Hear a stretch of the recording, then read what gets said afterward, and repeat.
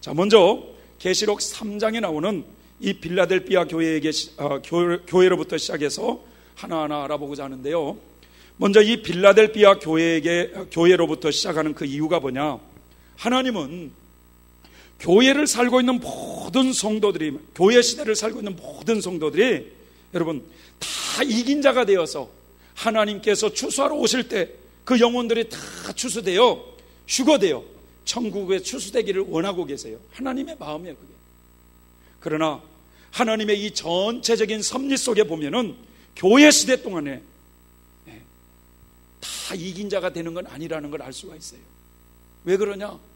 같은 예배를 드리면서도 금방 왔다 갔다 수없이 입에다 넣으면서 이런 사람이 이긴 자가 되겠어요? 그러니까 하나님의 마음은 다 이긴 자가 되기를 원하지만, 그러나 전체적인 하나님의 이 섭리 속에 보면은 교회 시대 동안에 이긴 자들이 예정되어 있다는 걸 알 수 있어요. 또 모든 성도들이 다 이긴 자가 되는 것이 아니라는 것을 선명하게 깨닫게 됨으로써 계시록을 질서정연하게 해석하는 데 도움이 되기 때문에 그렇습니다. 여러분, 하나님은 모든 사람이 아무도 멸망치 않고 다 구원받기를 원하는 거잖아요. 하나님의 마음이거든. 하나님의 소원이에요. 그것이 하나님의 마음인데, 그런데 하나님의 전체적인 예정 속에도 그 인류의 3분의 1이 여러분 구원을 받듯이 하나님은 구원받는 모든 성도들이 교회 시대에 다 이기는 자가 되어 예수님이 추수하실 때 다 추수되기를 원하시지만, 하나님의 전체적인 예정 속에 교회 시대 이긴 자들이 몇 명으로 정해져 있는지를 우리가 쉽게 알 수 있기 때문에 먼저 빌라델비아 교회 사자를 우리가 공부를 해보고자 하는 것입니다. 자, 이제 빌라델비아 교회 사자에게 보낸 편지에 이기는 자에게 어떤 약속을 해주시고 있는지 한번 읽어보시기 바랍니다. 시작. 이기는 자는 내 하나님 성전에 기둥이 되게 하리니 그가 결코 다시 나가지 아니하리라. 내가 하나님의 이름과 하나님의 성 곧 하늘에서 내 하나님께로부터 내려오는 새 예루살렘의 이름과 나의 새 이름을 그의 위에 기록하리라. 아멘. 자, 여기에 보니까 이기는 자에게는 하나님의 성전에 기둥이 되게 하시겠다는 거예요. 자, 이 하나님의 성전은 무엇을 의미하고 그 성전의 기둥이 된다는 것은 무슨 뜻인가? 자, 일반적으로 우리가 하나님의 성전 하면 무엇을 떠올립니까, 여러분? 교회 건물을 생각하잖아요. 교회 건물, 하나님의 성전. 그래서 아무개 장로님은 우리 교회 기둥이야, 아무개 집사님은 우리 교회 기둥 집사야, 이런 말을 하잖아요. 하지만 여기서 말하는 이 하나님의 성전은 교회가 아니라 여러분 천국을 의미하고 있습니다. 자, 왜 그러느냐? 자, 에베소서 2장 20절부터 22절을 다 같이 한번 읽어볼까요? 시작. 너희는 사도들과 선지자들의 터위 위에 세우심을 입은 자라. 그리스도 예수께서 친히 모퉁이 돌이 되셨느니라. 그의 안에서 건물마다 서로 연결하여 주 안에서 성전이 되어가고 너희도 성령 안에서 하나님의 거하실 처소가 되기 위하여 예수 안에서 함께 지어져 가느니라.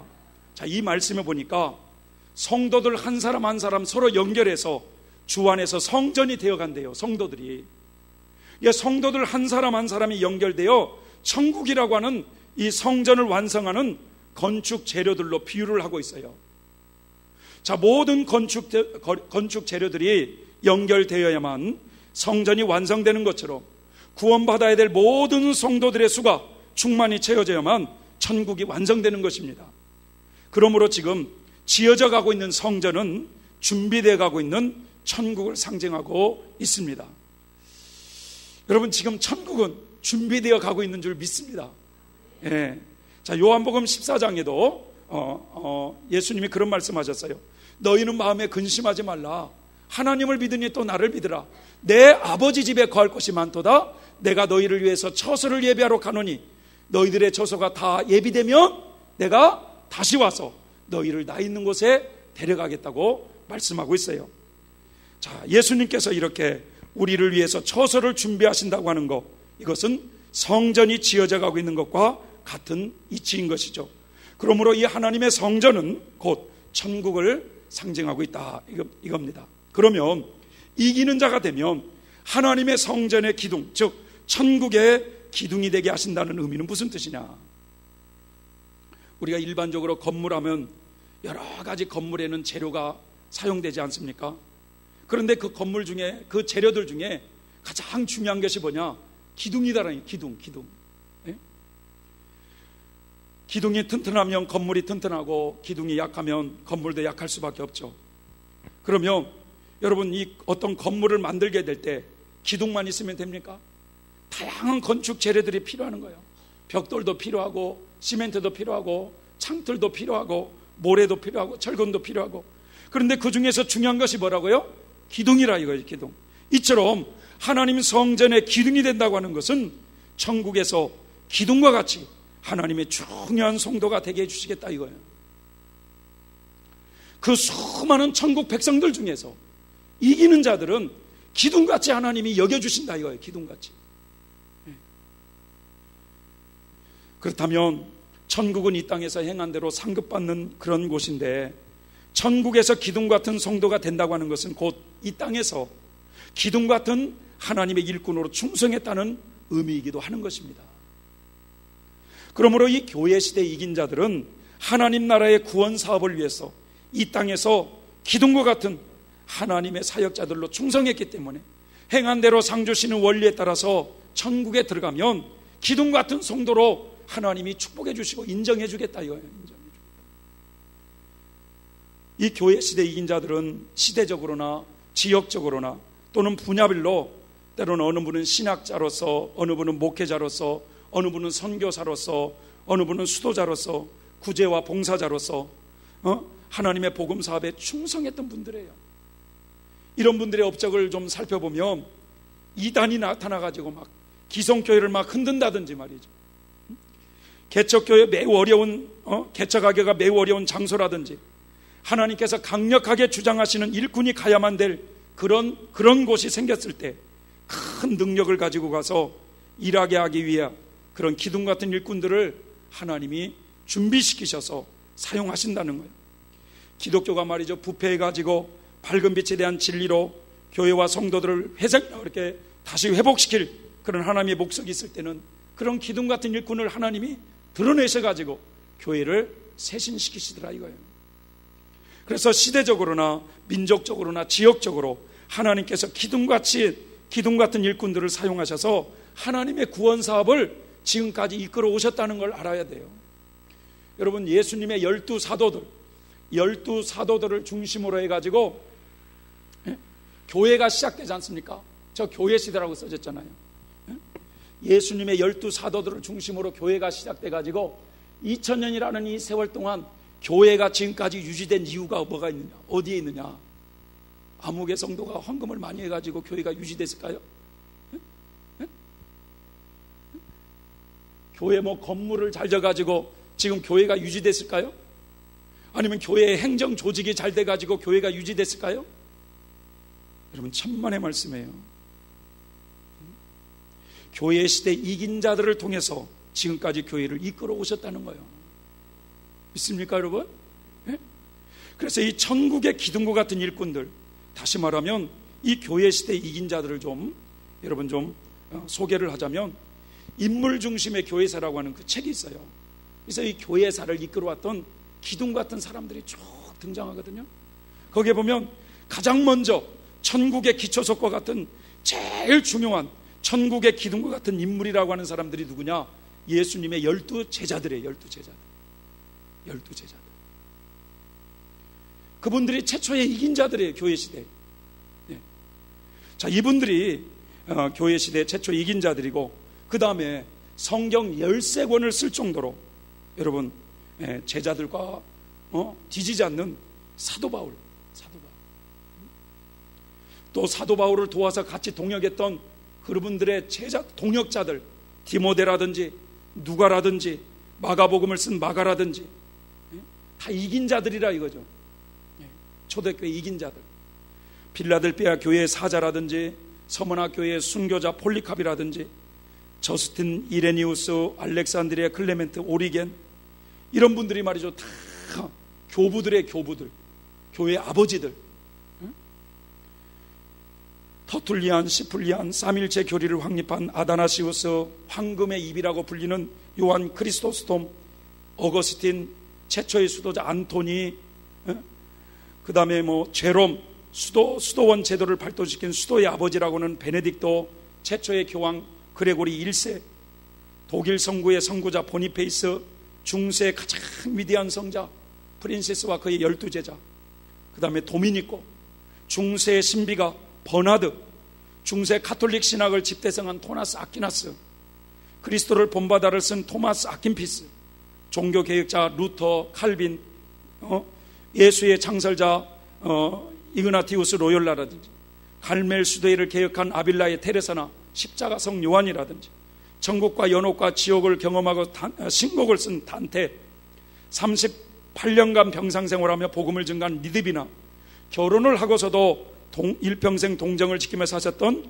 구네군다 황후, 그 다음에 철로 역정을 썼는 존버년, 또 윌리엄 로우, 스웨덴부르그, 감리교 장시아 웨슬레, 중국의 성자 워치만니, 사선을 넘어서선 일본의 하천풍원, 중국 내륙 선교의 아버지라고 불리는 허드슨 테일러, 인도의 성자 선다싱, 사랑의 선교의 마더 테레사, 우리 한국의 말이죠 이용도 목사님, 주기철 목사님, 이성복 목사님, 이런 분들은 천국 건설 사업에 기둥과 같이 쓰임받았던 교회 시대의 이긴 자들이라 이거예요. 이긴 자들.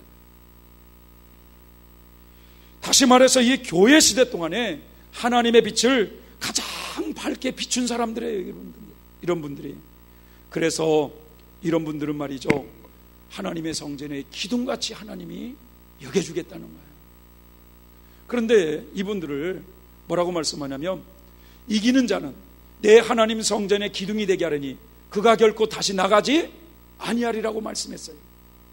이긴 자들은 완전한 구원을 보장받는 분들이라는 거예요. 그래서 이분들은 결코 타락하지 않는다는 거예요. 그래서 웨슬레 신학에서는 이런 분들을 완전 성화의 은총을 받은 성도들이다, 이렇게 표현을 하고 있습니다. 이처럼 교회 시대 이기는 자가 되면은 여러분, 첫 번째로 하나님 성전, 즉 천국의 기둥이 되게 해주시겠다고 약속해 주고 있어요. 이것은 행한 대로 상 주시는 원리에 따라서 하나님이 그렇게 축복해 주시겠다라는 거예요. 두 번째로는 다 같이 한번 읽어볼까요? 새 예루살렘의 이름을 기록해 주신다. 이기는 자에게는 새 예루살렘의 이름을 기록해 준다는 거예요. 자, 우리 3장 12절을 한번 또 읽어볼까요? 시작. 내가 하나님의 이름과 하나님의 성 곧 하늘에서 내 하나님께로부터 내려오는 새 예루살렘의 이름과 나의 새 이름을 그 위에 기록하리라. 자, 여기에 보면은 새 종류의 이름이 나와요. 새 종류의 이름이. 하나님의 이름, 그 다음에 나의 새 이름, 그 다음에 새 예루살렘의 이름. 자, 여기서 먼저 새 예루살렘의 이름을 기록해 준다는 말씀을 먼저 보도록 하겠습니다. 자, 이기는 자에게는 새 예루살렘의 이름을 기록해 준다라는 뜻이 무슨 뜻일까?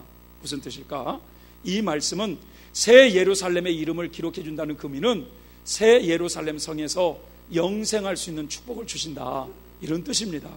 자, 계시록 22장 14절 한번 읽어볼까요? 시작.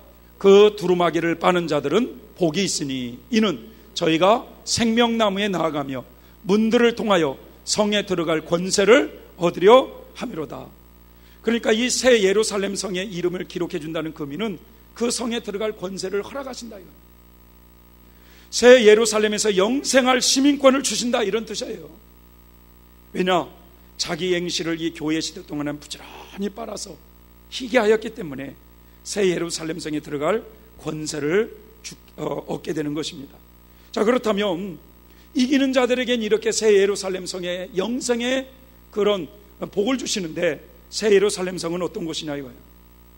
오늘날 많은 성도들이 새 예루살렘 성 하면은 천국 전체인 줄 알고 있는데, 그것이 아니라 천국에서도 여러분 가장 아름다운 도시가 바로 새 예루살렘 성입니다. 그래서 천국의 수도예요. 수도.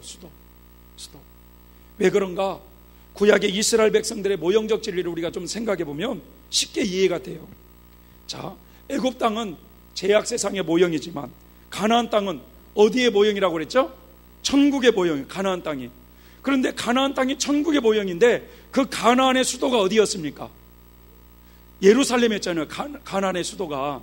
이와 마찬가지로 가나안 땅이 천국의 모형이라면 그 예루살렘은 새 예루살렘의 모형이라 이거예요. 그래서 계시록 21장을 보면 새 하늘과 새 땅인 이 완성된 천국은 새 예루살렘 성과 만국으로 구분하고 있어요. 그런데 이 새 예루살렘 성은 천국의 수도이고 만국은 천국의 지방에 해당됨을 알 수가 있어요. 성막의 구조를 보더라도, 이 성전의 구조를 보더라도 성소와 뭘로 되어 있죠? 지성소로 되어 있잖아요. 그래서 이 지성소는 새 예루살렘에 해당되고 성소 부분은 만국에 해당된다 이거예요. 그러므로 이 교회 시대 이기는 자가 되면 새 예루살렘 성의 이름을 기록해 준다고 하는 이것은 이 땅에서 그렇게 가장 밝은 빛 가운데 그렇게 주님을 위해서 수고하고 애쓴 성도들이기 때문에 가장 큰 상급을 받고 천국에서도 가장 아름다운 도성에서 영생할 수 있는 축복을 그들에게 허락해 주신다, 이런 뜻입니다. 여러분, 천국은 철저하게 이 땅에서 행한 대로 갚아주시는 나라예요. 그래서 그 나라를 침노하라고 말씀하고 있거든요.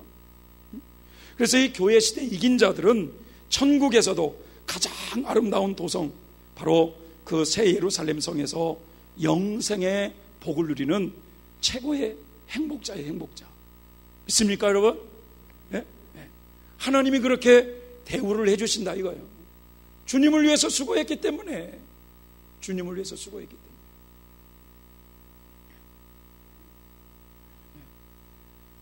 그러니까 우리가 지금까지는 이제 나를 위해서 지금까지 인생을 살아왔다고 한다면, 하나님의 나라는 행한 대로 갚아주시는 그런 나라니까 남은 인생의 삶을 말이죠, 주님을 위해서 2019년도는 열심히 잘 달려가시기 바랍니다. 아멘. 자, 세 번째로는 이긴 자들에게 어떤 축복을 주시느냐, 세 번째 한번 읽어볼까요? 시작. 하나님의 이름과 나의 새 이름을 그 위에 기록해 준다.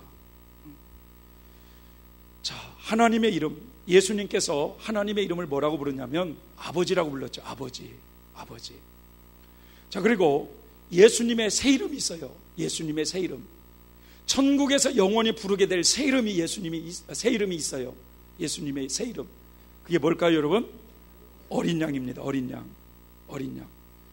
예수님의 새 이름을 왜 어린 양이라고 부르느냐? 여러분, 그분은 우리 인류를 구원하기 위한 속죄주였잖아요. 속죄주. 그래서 그분이 인류를 구원하기 위해서 어린 양으로서 인류의 속죄주가 되셨기 때문에 사실 대환란에 죄악 세상을 심판하는 권세도 예수님이 받게 되는 거예요.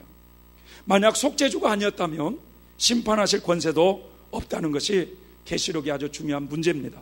그래서 예수님의 새 이름이 어린 양이라는 거예요.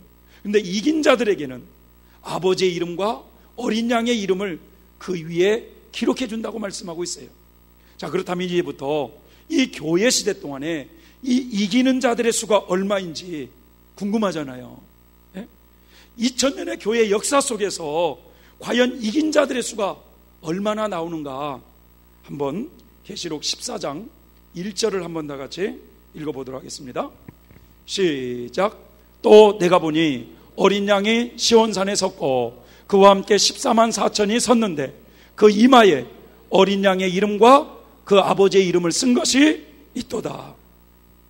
14만 4천 명의 이마에 어린 양의 이름과 아버지의 이름이 기록되어 있다는 것을 볼 때 이 14만 4천은 교회 시대 이긴 자들이라는 걸 알 수가 있다는 거예요, 여러분.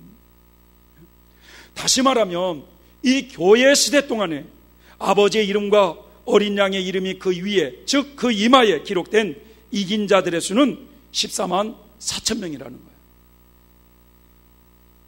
교회 시대의 모든 성도들이 다 이긴 자가 되는 것이 아니라 교회 시대 동안에 이긴 자들의 수는 14만 4천 명이라는 것입니다. 그들의 이마에 아버지의 이름과 어린 양의 이름이 기록되어 있어요. 그래서 이분들은 이마에, 여러분, 입 맞는 종들이에요. 입 맞는 종들. 14만 4천은 결코 상징수가 아닙니다, 여러분. 실제 수라는 거예요. 오순절 마가의 다락방에 성령이 임할 때부터 교회가 시작됐잖아요. 그래서 예수님의 12 제자들로부터 이긴 자들의 수가 쭉 교회 시대만 이렇게 초대교회 때, 중세 때, 근대 때, 현대 때 그 이긴 자들의 수가 쭉 채워져 갔는데 2000년의 교회 역사 속에서 예수님을 믿었던 성도들 중에 가장 모범적인 성도들이 누구냐? 교회 시대 이긴 자들 14만 4천 명. 요즘 이단들이 말이죠, 소위 14만 4천은 자기 무리에 들어와야만이 14만 4천이라고 말을 하지만, 그래서 신천지나 여호와 증인들 얼마나 아침부터 전도를 많이 합니까, 여러분? 그거 다 왜 그러냐면 14만 4천 채우기 위해서 그런 거예요. 그런데 지금 신천지가 14만 4천이 넘어버렸잖아요. 그래가지고 지금 거기서 이제 또 고르는 작업을 하고 있대요.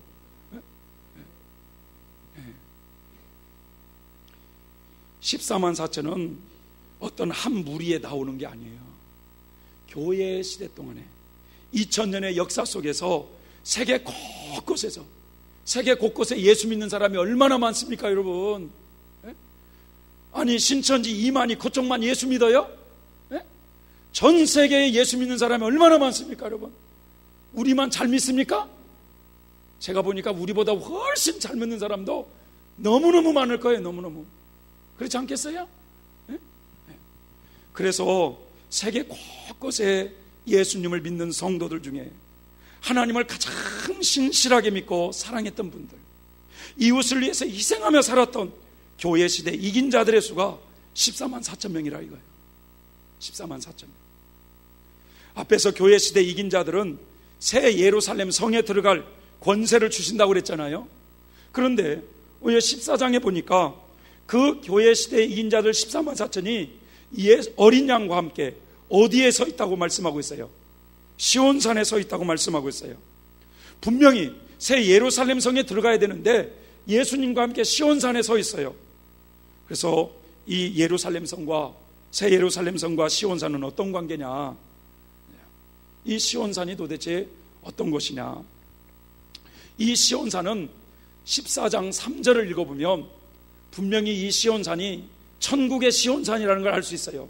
왜냐하면 저희가 14만 4천 명이라는 저희가 뭘 하고 있는지 한번 봐보세요. 자, 시온산에 어린 양과 함께 예수님과 함께 시온산에 서 있던 14만 4천이 13절 한번 읽어볼까요? 시작. 저희가 보좌와 내 생물과 장로들 앞에서 새 노래를 부르니 땅에서 구속함을 얻은 14만 4천인 밖에는 능히 이 노래를 배울 자가 없더라. 지금 그러니까 14만 4천 이분들이 보좌와 하나님의 보좌와 내 생물과 장로들 앞에서 새 노래를 부르고 있는데 그들은 땅에서 이미 구속함을 받은 사람들이라는 거예요. 땅에서 이미 구속함을 받은 거예요. 그래서 지금 천국에 있는 거예요. 천국에. 그래서 여기 14만 4천이 어린 양과 함께 서 있는 시온산은 천국의 시온산이라는 걸 알 수 있습니다. 자, 그러면 이 천국의 시온산은 어떤 곳이냐? 구약 이스라엘 백성들의 모형적 진리를 한번 생각하면, 하여튼 말씀이 잘 생각이 안 나면, 어려우면 구약 이스라엘 백성의 모형적 진리를 자꾸 생각을 해보세요. 자, 가나안 땅에 여러분, 저 구약의 가나안 땅에 이스라엘 왕국을 완성하고 하나님의 성전과 예루살렘 성을 완성시킨 사람이 누구였습니까? 솔로몬이었죠. 솔로몬. 그 솔로몬이 예루살렘 성을 만들기 전에는 그 가나안 땅의 수도를 뭐라고 불렀느냐? 시온성이라고 불렀다는 거예요. 시온성. 옛날 우리를 서울을 갖다가 한양이라고 이렇게 부르는 것처럼 시온성이라고 불렀다는 거예요. 그래서 원래 이 시온성은 원래 여부스 족속이 살았는데 그것을 다윗에 빼앗아 가지고 성곽을 중축해 가지고 시온성이라고 부른 것입니다. 그러다가 솔로몬 왕 때 그 시온성을 예루살렘성이라고 불렀다는 거예요. 그러니까 시온성이나 예루살렘성은 같은 장소라는 거예요. 이와 같이 천국이 완성되기 전까지는 천국의 수도를 지금은 시온산이라고 부르고 있다는 거예요. 천국이 다 완성되면 그 시온산을 새 예루살렘성으로 부르게 되어 있습니다. 그래서 이 계시록 14장에는 지금 대환란 지금 이제 후 3년 만에 시작되는 이런 장면이기 때문에 천국이 아직 완성된 게 아니거든요. 천년왕국도 끝나야 천국이 완성되니까 여기에 지금 시온산 어린 양과 함께 14만 4천이 시온산에 서 있다고 이렇게 표현되어 있다 이거죠. 네. 자, 또 14장에 자, 본문 이제 또 한번 볼까요? 4절 5절 보면 이 어린 양과 함께 시온산에 서 있던 이 14만 4천에 대해서 이분들을 보면요, 이분들이 이 땅에서 어떻게 살았는지가 나와요. 영적인 삶이 나와요. 자, 다 같이 읽어볼까요? 시작. 이 사람들은 여자로 더불어 더럽히지 아니하고 정절이 있는 자라. 어린 양이 어디로 인도하든지 따라가는 자며 사람 가운데서 구속을 받아 처음 익은 열매로 하나님과 어린 양에 속한 자들이다. 어린 양과 함께 시온산에 서 있는 교회 시대 이인자들 14만 4천 그들은 여자로 더불어 더럽히지 아니하고 정절이 있는 자라고 소개하고 있습니다. 또 어린 양이 어디로 인도하든지 따라가는 자라고 말씀하고 있어요. 뿐만 아니라 사람 가운데서 구속을 받아 처음 익은 열매라고 표현하고 있어요. 자, 우리가 핵심 진리 입문에서 예수님께서 장차 재림하실 목적 중에 하나가 추수하기 위해서 오시는데 어떤 영혼들을 추수하기 위해서 오신다고 그랬죠? 익은 열매가 된 성도들을 추수하기 위해서 오신다고 했어요. 그런데 여기에 말씀 보니까 이 14만 4천 이분들은 처음 익은 열매라고 표현되고 있어요. 처음 익은 열매. 그러면 처음 익은 열매라는 표현 속에는 두 번째 익은 열매가 있다는 걸까요? 없다는 걸까요? 있다는 거겠죠. 그래서 이 계시록에는 세 종류의 익은 열매가 등장하고 있어요. 세 종류의 익은 열매. 자, 예수님이 공중 강림하실 때 익은 열매를 추수하기 위해서 오시는데 처음 익은 열매로 추수된 사람들이 있어요. 이 교회 시대 동안에 익은 열매가 된 이긴 자들이 14만 4천이 되는 거예요. 14만 4천. 그래서 바로 처음 익은 열매로 바로 추수가 되더라는 거죠. 예. 자, 그 다음에 익지 못한 성도들은 어디로 들어가느냐? 환란에 들어가는 거예요. 왜? 익히셔서 추수하시려고. 그래서 이 환란 속에서 점점 익어져 가다가 이 순교자들, 대환란에 목숨을 바치면서 주님을 위해서 목숨 바치면서 순교하시는 순교자들이 두 번째 익은 열매로 추수가 되더라 이거예요. 계시록 14장에 보면. 그리고 순교하지 못한 성도들은 또 대환란 요 막바지를 다 통과해서 이제 살아서 주님이 지상 재림하실 때 만나서 천년왕국에 들어가는 사람들을 세 번째 익은 열매라는 거예요. 그래서 하나님의 나라는 보니까요, 익어지는 순서대로 추수하는 거예요. 익어지는 순서대로, 철저하게 익어지는 순서대로 추수하는 것이 바로 하나님의 나라다 이거예요. 그래서 덜 익으면 추수를 하고 싶어도 추수가 될까요? 안 될까요? 안 돼요. 안 돼요. 덜 익으면. 네. 자, 말씀을 정리하면요, 빌라델비아 교회 사자에게 주신 주님의 말씀에서 교회 시대 이긴 자들에게 하나님께서 약속하신 축복이 무엇인가? 천국의 기둥이 되게 해주시겠다. 두 번째로는 천국에서도 가장 아름다운 도성인 새 예루살렘 성에서 영생할 수 있는 복을 주시겠다. 세 번째로는 아버지의 이름과 어린 양의 이름을 그의 이마에 인쳐주겠다 라는 것을 우리가 살펴보면서 그 교회 시대 동안에 바로 입 맞는 종들이 몇 명이라는 것을 알게 됐어요? 14만 4천이라는 걸 알게 됐어요. 자, 두 번째로는 이제 두아디라 교회 사자에게 보낸 편지에 이기는 자들에게는 하나님이 어떤 약속을 하고 있는가 한번 계시록 2장 26절부터 28절 다 같이 읽어보겠습니다. 시작.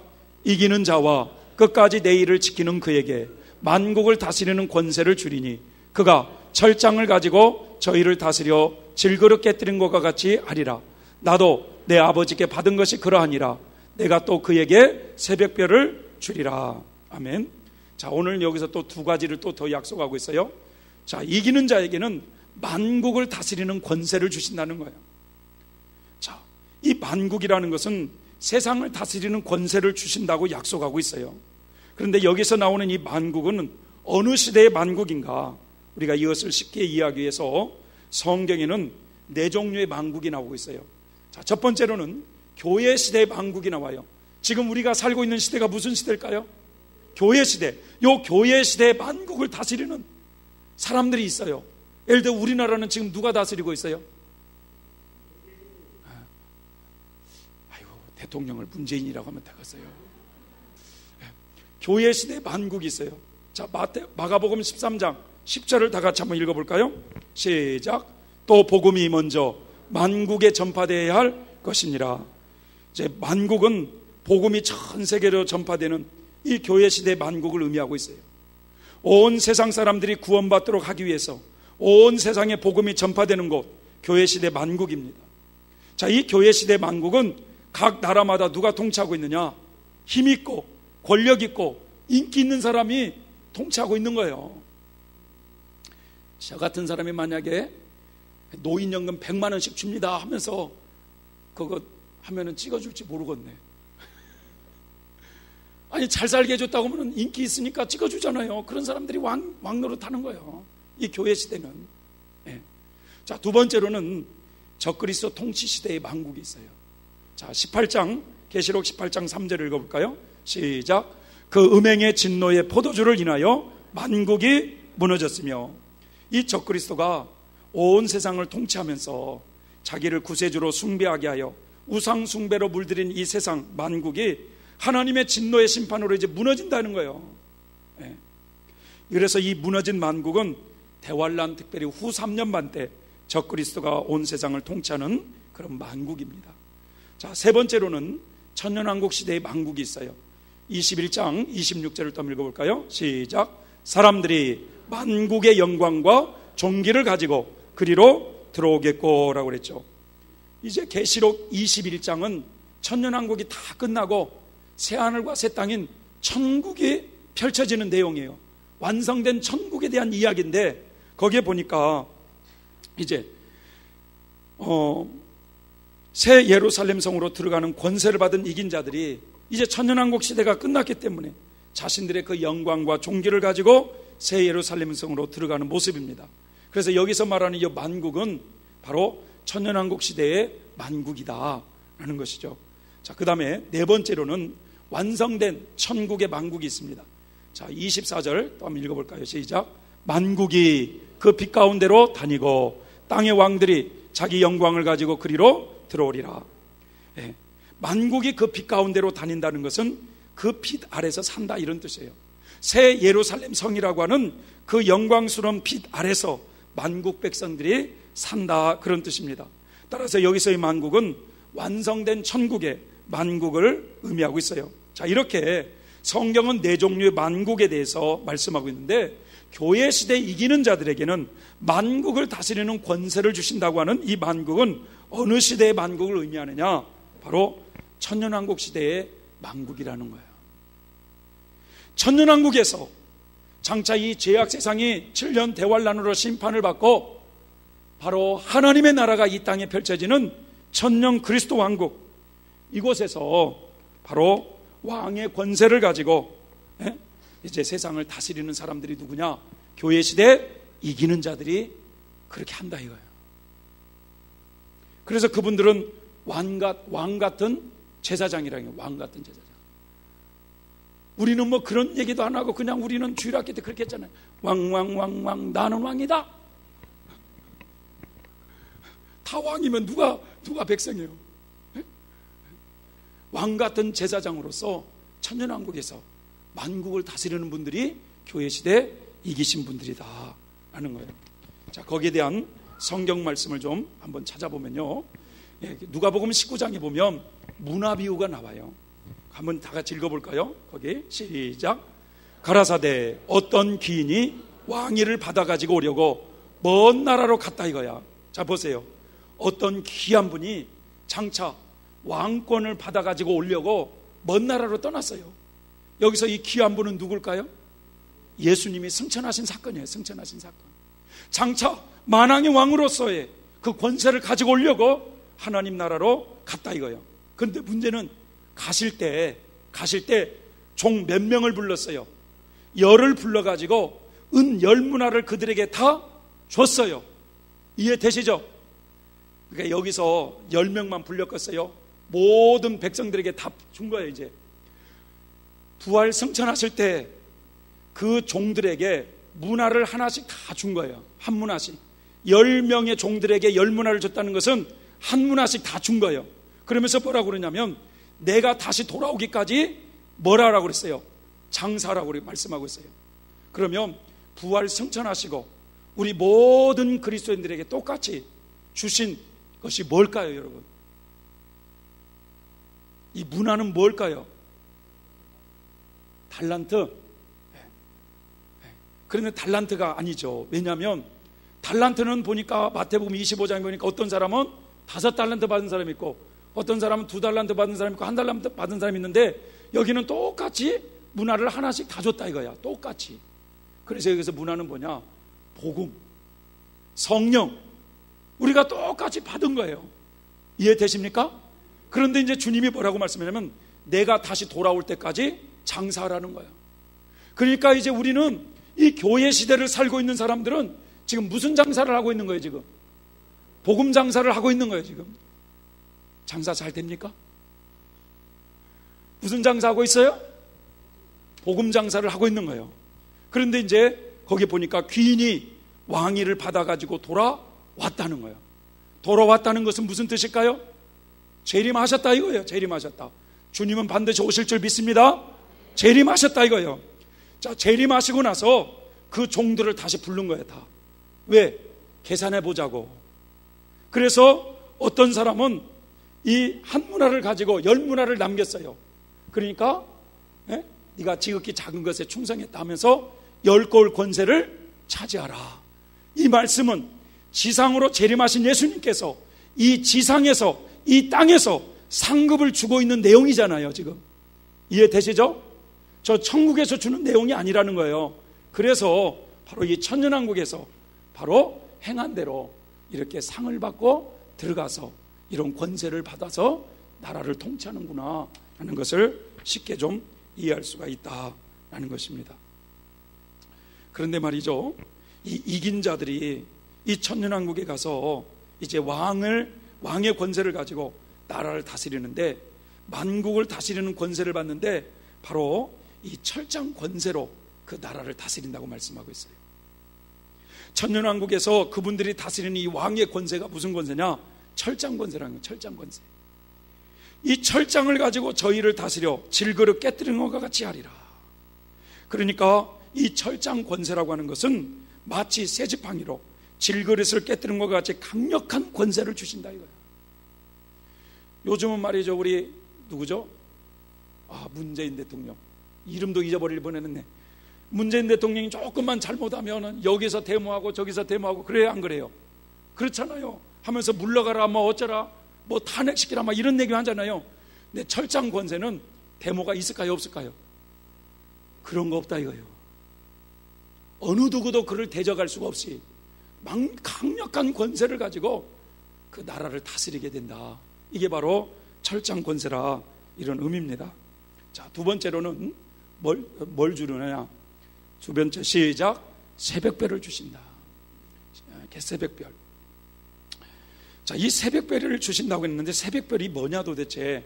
계시록 22장 16절을 읽어볼까요? 시작. 나는 다윗의 뿌리요 자손이니 곧 광명한 새벽별이라. 자, 이기는 자에게는 그럼 새벽별은 예수님이잖아. 그 예수님을 주신다는 의미인가? 그것이 아니고 내가 곧 길이요 진리요 생명이니 라고 말씀하신 것처럼 예수님의 가장 밝은 생명을 주신다 이거예요. 생명을. 그 수많은 별들 중에서도 가장 밝은 별이 새벽별이듯이 예수님의 가장 밝은 생명을 받게 되는 거예요. 누가요? 교회 시대 이기신 분들이. 그래서 예수님의 가장 밝은 생명을 받았기 때문에 가장 밝은 도성에서 영원히 살 수밖에 없는 거예요. 그분들이. 말씀을 정리합니다. 교회 시대 이기신 분들, 이분들은 어떤 축복을 약속받고 있느냐 여러분. 죄악으로 가득 찬 이 세상이 장차 대환란으로 망하고 이 땅에 이루어질 하나님의 나라 천년왕국에 가서 만국을 다스리는 권세를 이긴 자들이 받는다. 두 번째로는 가장 밝은 예수님의 생명을 소유하신 분들이다 이거죠. 이해되십니까 여러분? 이 모든 것이 행한 대로 상 주시는 하나님의 원리에 따라서 주어지는 거예요. 자, 그럼 이제부터 교회 시대 이긴 자들이 왕노릇하는 이 천년왕국은 도대체 어떤 곳인가? 이 천년왕국에 대해서 이제 세 번째로 라오디게아 교회 사자에게 보낸 편지를 통해서 우리가 한번 연구해 보도록 하겠습니다.